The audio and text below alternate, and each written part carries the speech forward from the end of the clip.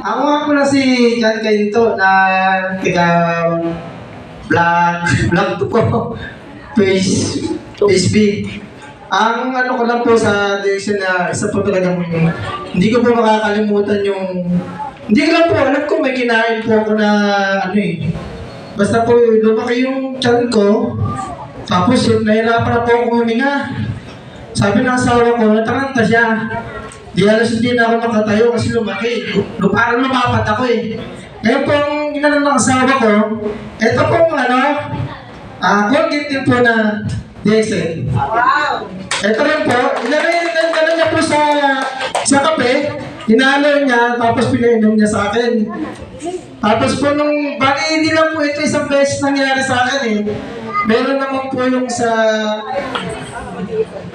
yung heart ko, kasi nagkaroon po kasi ako dati ng ano sa heart, nung family problem, yung siguro po sobrang stress.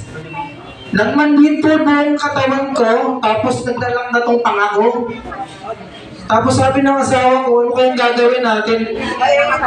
Tapos po nung lumapit po siya kay Ma'am Damares, minimum po siya ng ano kasi wala akong pera, pinahiram po kami ng gamot. Ngayon po, yung po yung iniinom ko, eto naman po. Yan po. Ito rin po, bibili rin kami nito. Kaya ang asawa ko po, member din po siya ng DXN. Noong di pa po ako tumitigil since 2014 po, DXN po rin ako. Ang problema nga lang po kasi, nung nagtrabaho ko, hindi ko na po siya na-asikaso. Ngayon sabi ko nung doon may nag-ano sa akin ng DXN, alam mo ba yun? Sabi ko, oo, alam ko yun. Sabi ko kasi dati ako laging member niyan.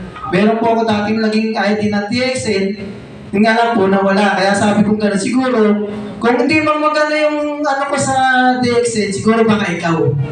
Sabi ko, basta susuportahan pa rin kita. Sabi ko sa kanya, kaya yun lang po masasabi ko, i-take nyo lang po yung mga ano ng DXN, maganda po ang ano sa katawan. Kaya ito, medyo nga nababansot na ako. Salamat po! Grabe na, yan, toothpaste pa lang. So,